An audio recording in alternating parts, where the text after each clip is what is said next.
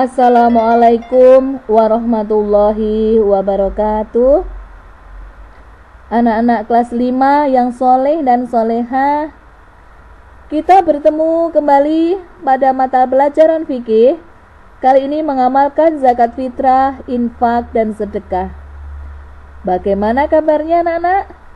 Alhamdulillah, semoga kita selalu dalam keadaan sehat dan dalam lindungan Allah Subhanahu wa ta'ala. Sebelum pelajaran kita mulai, marilah kita membaca basmalah bersama-sama agar apa yang kita pelajari nanti bermanfaat. Bismillahirrahmanirrahim. Anak-anak, materi kali ini dengan muatan pelajaran kompetensi dasarnya 3.4 menganalisis ketentuan zakat fitrah, infak, dan sedekah. Sedangkan indikatornya adalah menjelaskan manfaat zakat fitrah, infak, dan sedekah.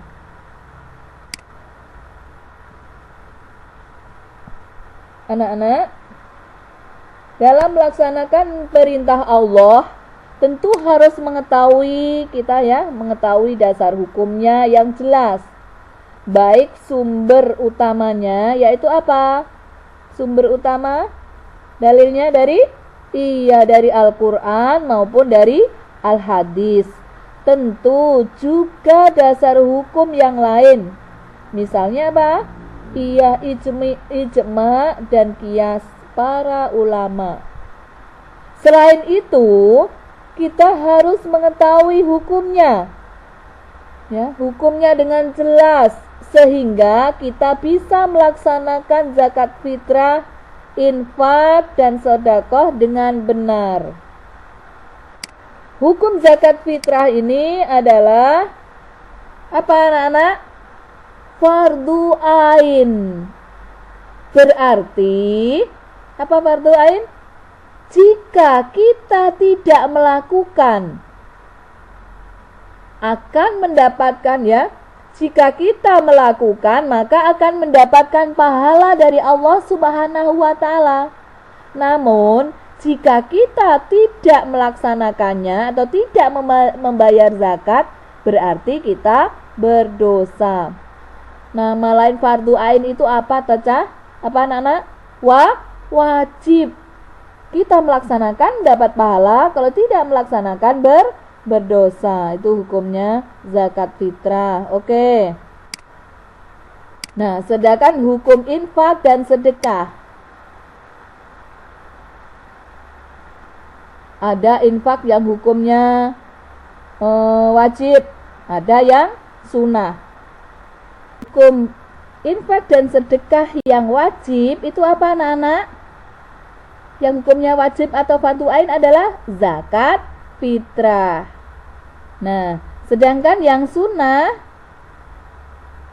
seperti memberikan sesuatu kepada orang lain atau infak ke kota amal dan sebagainya, itu hukumnya sunnah, itu boleh dilakukan, boleh tidak. Kenapa? Karena kalau sunnah itu dilaksanakan dapat pahala, tidak dilaksanakan tidak apa-apa. Berarti lebih baik yang mana? Lebih baik dilaksanakan.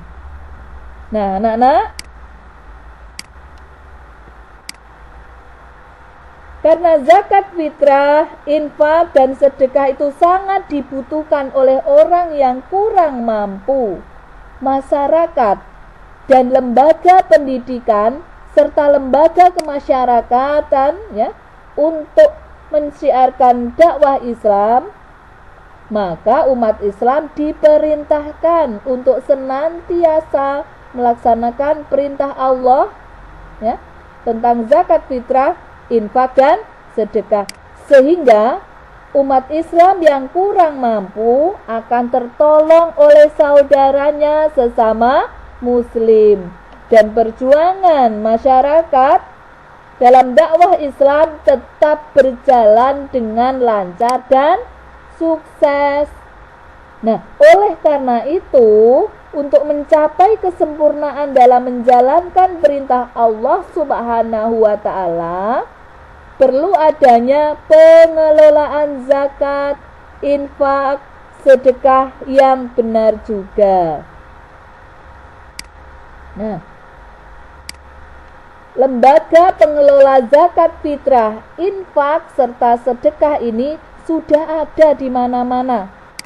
Sekarang kita bahas mengenai bagaimana cara memberikan zakat fitrah, infak, sedekah itu.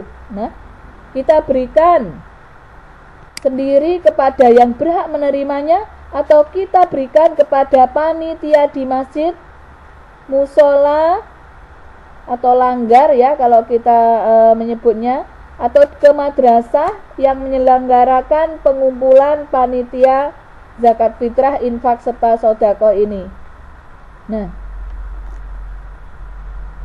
kemudian boleh juga ya kita berikan kepada lembaga penerima zakat seperti apa? Badan amil zakat dan sedekah. Ini basis badan amil zakat, infak, dan sedekah atau disingkat basis. Atau lembaga-lembaga amil zakat, infak, dan sedekah yang lainnya itu banyak sekali sekarang. Anak-anak, kita lanjutkan. Selanjutnya adalah menghargai orang zakat fitrah, orang yang mengeluarkan zakat fitrah, infak, serta sedekah. Nah, tujuan dari zakat fitrah, infak, serta sedekah ini dijelaskan dalam Al-Quran dan Al-Hadis ya, dari Nabi Muhammad SAW. Di antaranya adalah untuk apa tujuannya? Memenuhi kebutuhan orang-orang yang kurang mampu dan lembaga kemasyarakatan serta lembaga keagamaan. Nah, tujuan utama dari zakat fitrah, infak, serta sedekah ini adalah apa? Tujuan utamanya nomor 1 adalah membersihkan jiwa dan membersihkan harta. Itu yang pertama.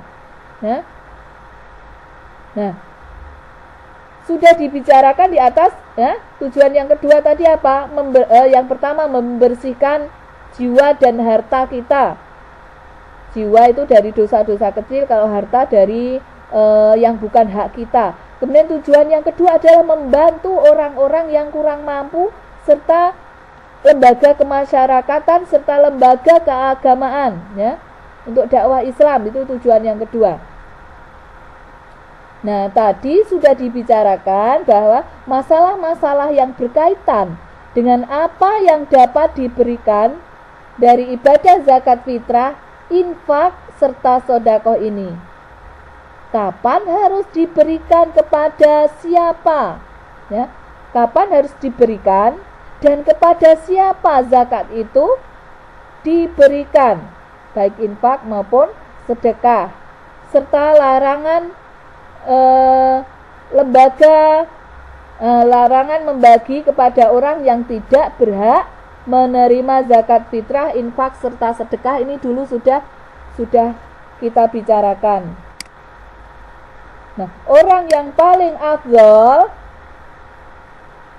dalam memberikan zakat fitrah, infak, serta sedekah adalah orang-orang yang ikhlas hanya mencari ridho Allah Subhanahu wa ta'ala tanpa mengharapkan imbalan dan pujian dari siapapun. Jadi kalau kita membayar infak, membayar sedekah ataupun zakat fitrah, itu bukan karena yang lain, bukan kita mencari pujian dari orang lain atau kita agar mendapat imbalan ya. Harus ikhlas karena Allah Ta'ala. Bagi orang yang ikhlas dalam memberikan zakat, infak, dan sedekah ini, Allah akan memberikan pahala dan keberkahan hidupnya, baik di dunia maupun di akhirat. Dalam Al-Quran, surat Al-Baqarah ayat 261 sudah jelas bahwa orang yang mau menafkahkan hartanya di jalan Allah, maka Allah akan melipat gandakan satu kebaikan menjadi berapa anak-anak?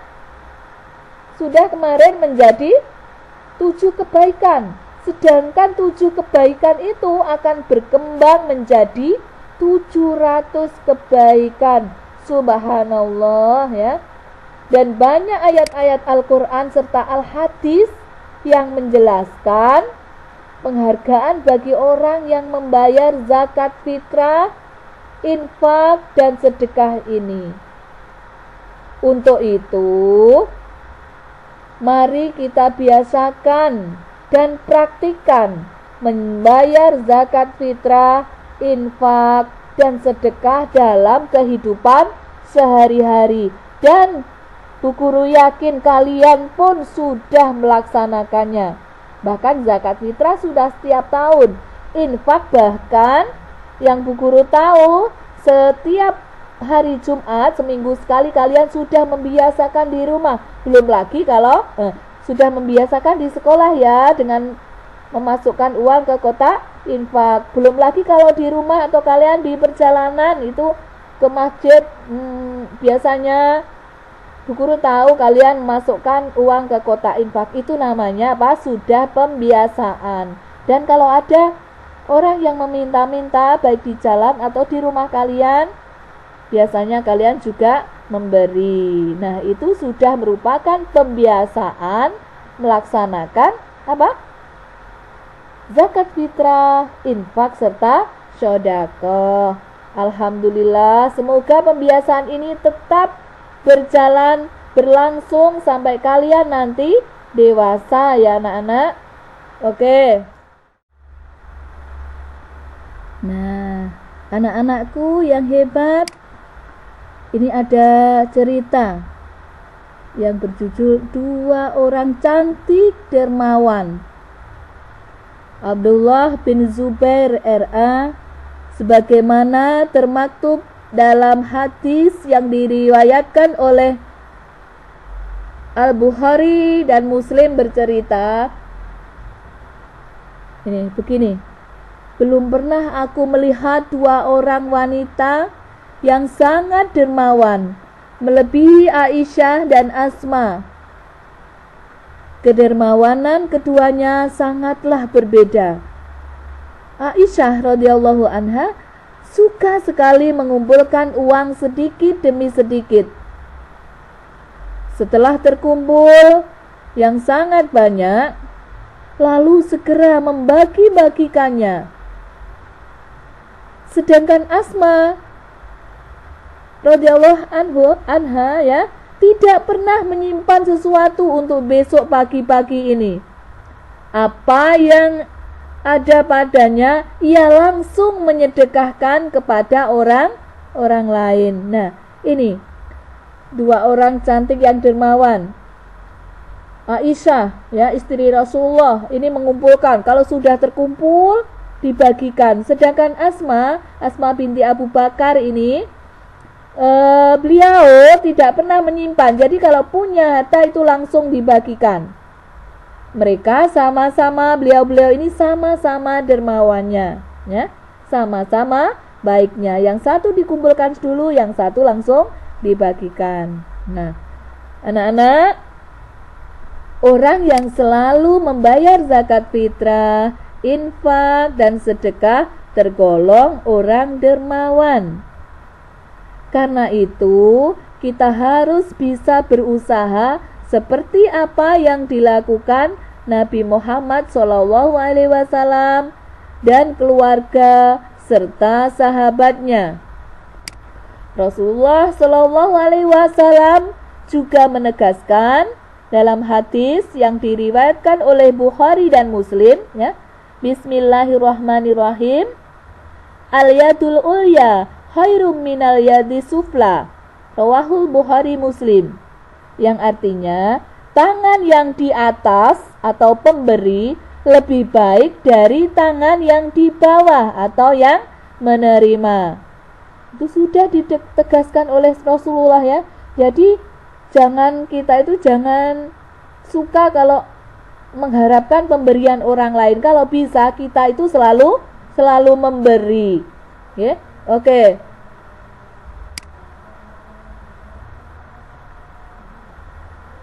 Anak-anak, pembahasan kita kali ini tentang pembiasaan zakat, infak, dan sedekah kita akhiri sampai di sini. Semoga kita termasuk orang yang suka berempati, suka peka terhadap orang lain yang membutuhkan, menolong orang lain, serta bisa menggunakan harta kita di jalan kebaikan. Untuk apa? Untuk kemaslahatan umat dan syiar agama Islam, ya. Amin. Nah, sebelum pelajaran kita akhiri, marilah kita membaca hamdalah bersama agar bermanfaat apa yang kita pelajari hari ini. Alhamdulillahirabbil alamin. Assalamualaikum warahmatullahi wabarakatuh.